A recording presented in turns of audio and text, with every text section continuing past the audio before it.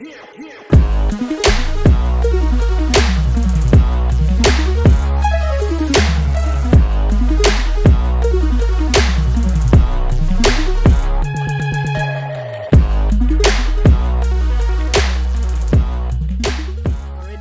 name is Ruth Kibuuka, and I'm the Manager Content Development at Uganda Communications Commission. The Uganda Communications Commission is a regulator for the communications sector in Uganda, and that is where the film industry falls. So my role specifically is under the film industry to ensure that we promote the sector and enable it to achieve its full potential. So I'm very proud to be here today and presenting to Pavillon Afriques at Cannes 2021 to the potential international producers, buyers, and filmmakers who would be able to come and maybe shoot in Uganda. It's a great place for filming, as I'm going to be showing you in my slides that are coming next. Okay, so I'll begin to tell you what Uganda is all about. For those of us that have not been to Africa, specifically to Uganda, Uganda is a very beautiful place with a lot of sunshine, a lot of rain, one of the rare countries where you can have two different weathers in the same day. In the morning, you have it rainy, in the afternoon, you have it all shining. That is Uganda for you. Uganda is located in East Africa, and that is west of Kenya, south of Sudan, east of DRC Congo, and north of Rwanda and Tanzania. So it is a landlocked country that is located in that space.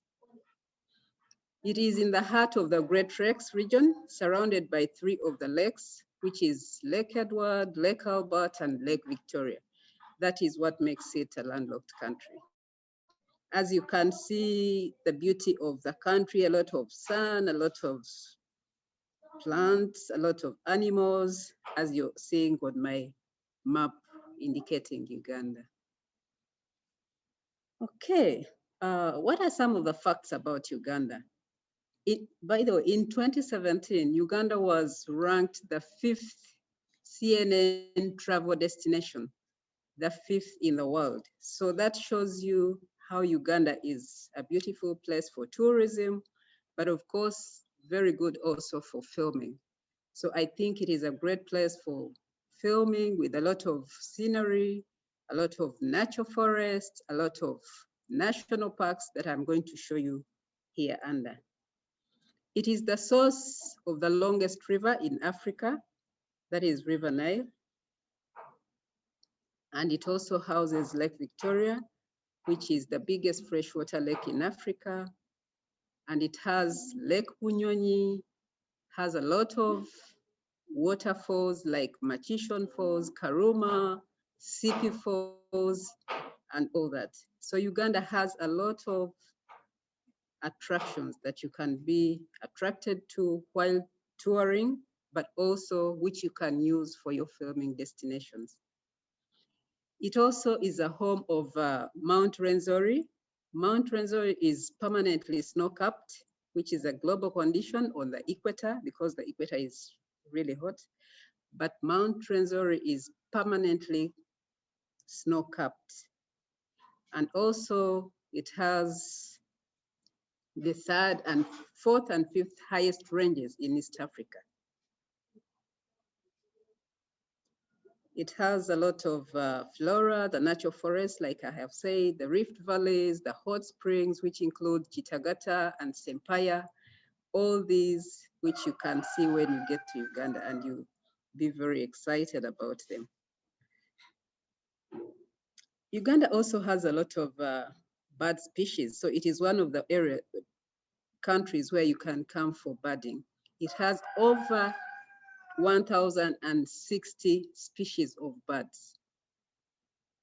And it is definitely also famous for the climbing lions and mountain gorillas. So you can come for gorilla tracking. This is some of the beauty for Uganda, as you can see on my screen. that I've been talking about. The mountain gorillas, you can see here, you're seeing some tourists enjoying their scenery, looking at this Mount Lake Bunyonyi. This is Munyonyo Hotel. Okay, so like I said, the pristine scenery. This is a place which has very beautiful lakes, islands, rocky outcrops that are all in one space. This is Western Uganda. So if you come to Uganda and you visit the Western Uganda, you're able to see all this. There's Western Uganda, there's Northern Uganda, Eastern Uganda with a lot of rocky islands, forests, lakes. It is basically the choice is all in your hands. The scenery, as you can see, with a lot of beautiful sunshine and the plants as you're seeing on the screen. That's Lake Bunyonyi again. The flora, I have told you, we have a lot of natural forests. For example, Bwindi Impenetrable. This is in Western Uganda. Very beautiful place for great films, I can imagine, for the filmmakers, but also for the tourists. Even if you're not coming to shoot, if you're coming to tour, it is a very beautiful place for you to tour. We have Bwindi, we have Muhabura, we have Gahinga, we have Savinyo parks, and this was declared a must-see area by UNESCO World Heritage Site for its biological significance. So it is a very beautiful place to see. We have Mabira forests, and all these are natural forests. They have not been made by man. They are natural forests. We have a lot of hot springs, which include Sempaya, Semliki, and Chitagata, where the tourists, the filmmakers can get very beautiful shots, as you're seeing here. These are some of the forests. These are some of the hot springs like Chitagata and Sempaya, which the tourists can enjoy.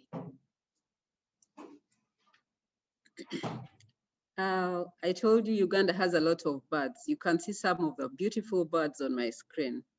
If you arrive in Uganda at the airport, Entebbe International Airport, just as you head to Kampala, there's a beautiful lake, Lake Victoria, as you stroll down from the airport to Kampala.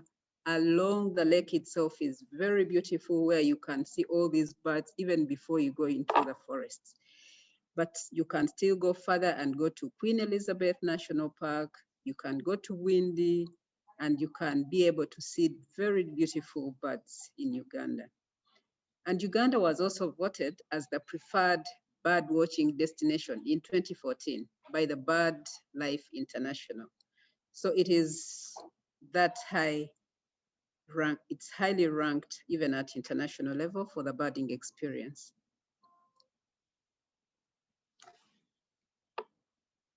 Okay, what else? Uganda. Uganda has a diverse culture and heritage. It is made up of 64 tribes, and all those have their different cultures, as you can see on the screen. All these have different cultures, from Baganda, Ankole, the Acholi, the Langis, the Itosites. They all have different cultures in, for example, in terms of their music that they dance, in terms of the food that they eat, in terms of their dressing, as you can see, in terms of their activities. Some of them are pastoralists. For example, the Karamajongs, they are pastoralists. The Batwa, who live in the mountains. All these are very great experiences which can be tapped into for filming, but also for tourism.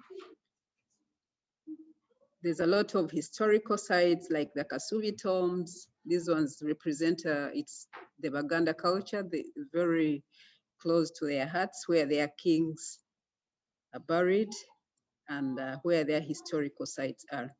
the ancient kingdom sites in Western Uganda, but also the Uganda Matters Shrine, Namugongo. If you have heard of the Uganda Matters Shrine, for some of us who know about the martyrs who were killed around 1885. So we have a very beautiful scenery at Uganda Matters Shrine Namugongo, which attracts over 2 million people annually, except for these terrible days of COVID, of course. The last 2 years, it hasn't happened, but it is one of the most attractive centers every year that brings people internationally to come and congregate at the Uganda Matters and celebrate the life of the martyrs. So that is one of the areas that you would really love to come and visit during it usually happens every year, and we pray that COVID will go and things will resume to normal again. So as you can see, this is the diverse cultures. You can see people dancing. When you come to Uganda, you'll be able to visit the different theaters, cinemas, and you'll be able to experience all this. And Ugandans are very hospitable. I think you can see their smiles on the screen. They are hospitable. They don't need to be your friends. They'll be recipient to anyone that they meet unless you are not open to them. So you will not find it difficult to be taken around, to be shown around, to experience what Uganda has.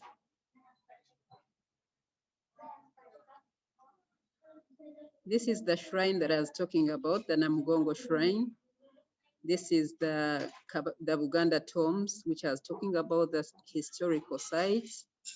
But this shrine is the one that I told you attracts over 2 million people every year to come and celebrate the life of the martyrs. So that would be one of the good things to do. Okay, Uganda is endowed with long hours of natural sunshine. Like I already said, the average temperature is around 27 degrees Celsius. And many tourists come here to do the sunrise and also to change from the people who are living in winter most of the time. This would be a good destination for your holidays, but also for the filmmakers. This would be a very good space for you to tap into natural light. With these long sunshine hours, you tap into natural light. You do not have to create the artificial one, and it will be able to bring for you a great, great film.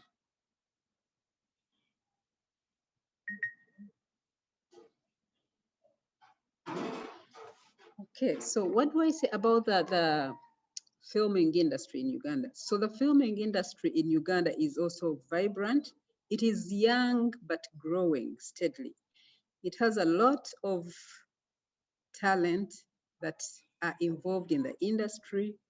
So production handling services will not be a challenge. If you come to film in Uganda, you'll be able to get the crew, the actors, actresses, the makeup artists, the locally fabricated rigs. You can easily get all this. You just need to do your planning well and get coordinated well, and you'll be able to find what you need. This was some of the films that were made in Uganda. The Last King of Scotland, I think some of you know it. Just showing you pictures of some of the films. Queen of Katwe, which was done by Disney in Uganda and partly in South Africa. Those are some of the local artists that even you can see the rigs that they fabricate by themselves. But there's much, much more to be seen if you come on ground. These are some of the places, hangout places, hotels. So accommodation is not going to be a problem in any way. There's a lot of accommodation, which ranges from as low as your pocket feels like. It depends on what you want to spend. So we have from the low end to the highest end, depends on what you want to spend really. It is very friendly for everyone to accommodate your property. I told your pocket, sorry. Uganda's hospitality, as I already said, you can see some of the people here, but also the infrastructure. The infrastructure is really, it's good. We have good transport ranging from road transport, which will take you around the country. So it is up to the individuals to choose how they want to carry out their experience, whether they're going to stay in the city center, whether you're going to travel the country and you book with tourist companies, or you organize with these production companies locally, and all this can be organized, and you do have a great filming experience or a tourist experience as well.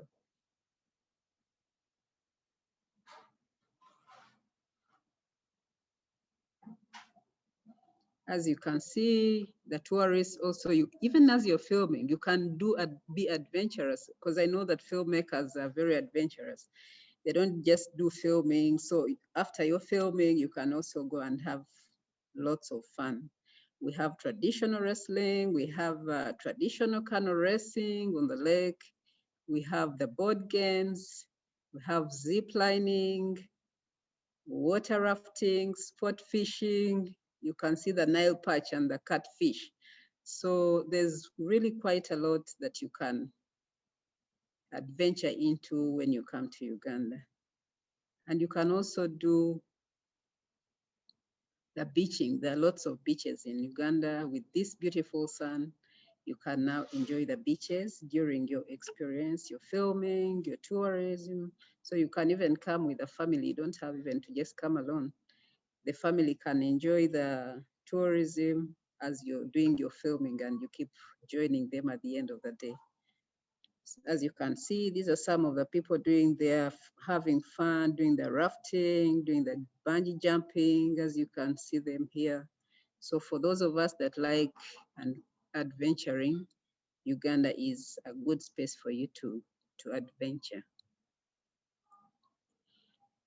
Okay, these are just some of the vehicles. Depends on what you want to use really for your tourism. Everything is available really. It just depends on what you want to spend and how long you want it. Now, Uganda has a lot for the filmmakers now, this one really, untapped stories. As there's a lot of untapped stories, like I've told you, the industry is growing. So meaning that there is a lot, even with this diverse culture, with a lot of historical background. So there are many stories that have not been tapped into yet, which the filmmakers can ride on and make fantastic films that can be internationally recognized. For example, the story of colonialism and the resistance in the 19th century, the story about the Kenya-Uganda Railway, the successful story about the athletics, Kibuuka, for example, the story of Idi Amin, who is very popular among some people, but also the story of the Uganda Matters, like I have told you in the earlier slides, the World War stories. So there's quite a lot of stories. The story about Kony, who was in the rebellious Kony for 20 years. That is a very good story to talk about. It's sad, but it's not good, but it's a story that can be attractive to international market. And the 64 culture diversity that I talked about, this also comes with a lot of stories. Behind each tribe, there is a story. So you can imagine 64, that means 64 untold stories. And you choose how you want to talk about it. So really there's a lot of untapped stories that the filmmakers can be attracted to and work around to make great films. These are just some of the stories. The Last King of Scotland, Queen of Katwe, that has just been done recently, but still a lot is there to be told that we can still tap into. And the more reason we are really interested in international exposure, so that, because we know film does not stop within the country. Film is international, and for it to grow, it must be recognized at all levels. It must extend beyond borders. So we want Ugandan stories to be told beyond the borders of Uganda. That is why we participate in such activities like the Cannes Film Festival through the Pavillon Afriques. And we truly hope that in the near future, we are able to have even co-productions with international people and our Ugandan producers to bring out these powerful stories, to bring out and showcase these beautiful sceneries in Uganda to the whole world. Now, how does it look like doing a film in Uganda? At UCC, we have tried to create what we call a one-stop center, UCC, where I work, Uganda Communications Commission. And this one-stop center is supposed to enable the filmmakers to be able to do their work without hustling, so that you're able to find most of the things, most of the information from one place. So for example, if someone wants to come and film in Uganda and you contact us, you give us the information as will be requested, we're able to push you to the right places so that you don't have to go here and there without finding what you need. So that is the one-stop center the Commission is providing, in assisting in processing of permits with the relevant agencies, scouting for locations. This really depends on what you have chosen. We have had previous international players who have come and take them around to be able to view the different locations, and the choice is theirs. And the ones that have come, I think, have really liked that. Then the coordination and communication with various stakeholders, like I said, so you don't have to go from one agency to another. We can help to introduce and schedule appointments to make your work easy. Now, I know people would love to hear about incentives. What incentives does Uganda have for the filmmakers? I know incentives is one of the cash rebates. That is one of the great things the filmmakers also look out for when they're going to film. Now, for Uganda, it is still a virgin area. And I think in that same space, it makes it even better. What happens is that it is a case-by-case scenario, and then the incentives are applied depending on what you're going to spend, depending on what the people you're going to use in the films, depending on the employment you're going to create. So there is negotiation between the filmmakers and the government of Uganda, and they can give you back tax rebate, your cash rebates, depending on what you're going to spend in the country. So much as it has not come out to say 30%, but it is up to that tune or beyond, depending on what the project is going to be like. So it is a case-by-case basis for the cash rebates and tax incentives if you apply for them and you're able to get them. Okay. Now, of course, we know that film industry thrives under festivals. So there's a lot of film festivals that happen in Uganda, where even Uganda Communications Commission has an annual festival, which we call the Uganda Film Festival, which I think right now is the largest festival in Uganda. It's every filmmaker looks forward towards this festival, attracts local players, international and regional filmmakers. So this is an annual event, and it has been there for the last 8 years. It's growing if you compare it to Cannes, which has been there for 72 years. So when we look at the journey that we are taking, this was started by Uganda Communications Commission in 2013. And this year we held our 8th edition. and it's doing really well at the 8th year of its lifespan. And we hope by the time it gets to 20 years, it will be a great festival that is looked out for by most people around the world. So we have other festivals like Ngalabi Short Film Festival, we have Amakula Film Festival, we have Pearl Film Festival, we have Gulu International Film Festival, Nyege Nyege, Bayimba International Festival. All these are festivals that happen around different times of the year, and the information can be provided, and there are spaces that you can plan around your tourism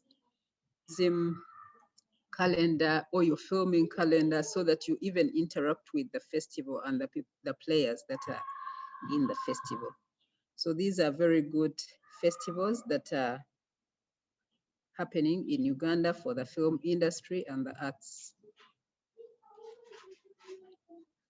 Okay, so having told you all these beautiful things, maybe we need to, what do I need? Uganda is a country that requires a visa for you to come to Uganda. So if you want to come to Uganda, you just apply for a visa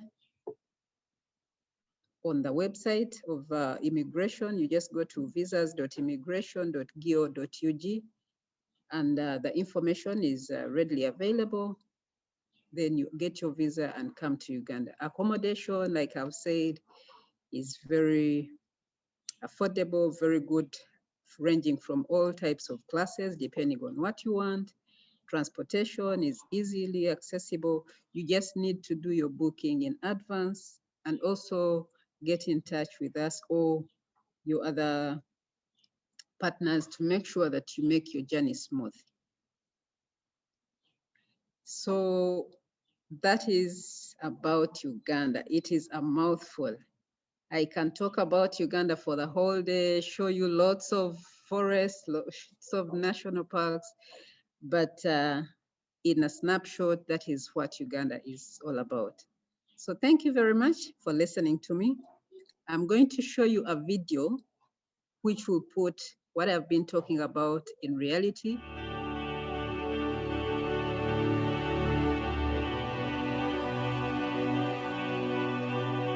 Uganda is a fairy tale. You climb up, and at the end, there is a wonderful new world.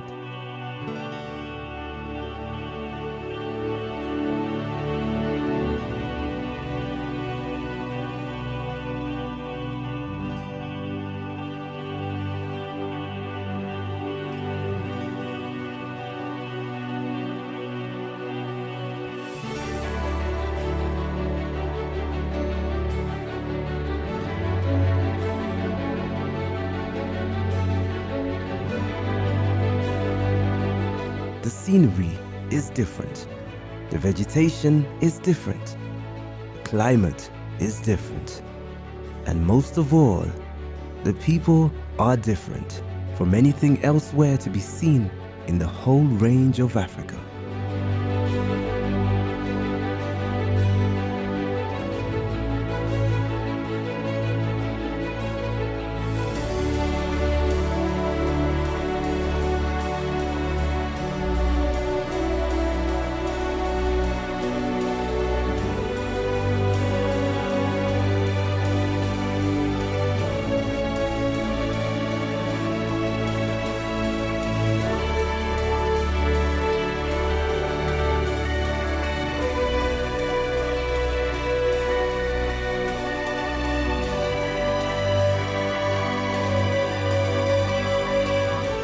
I say, concentrate on Uganda.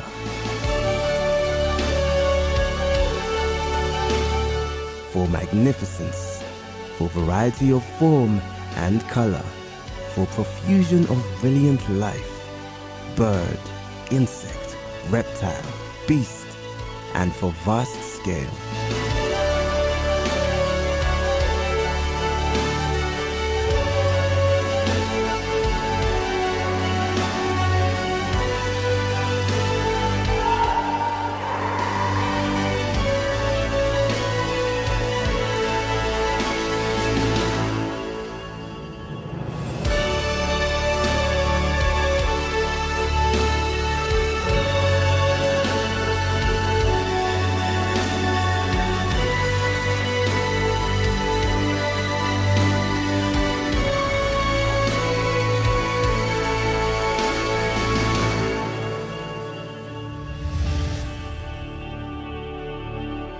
Uganda is truly the pearl of Africa.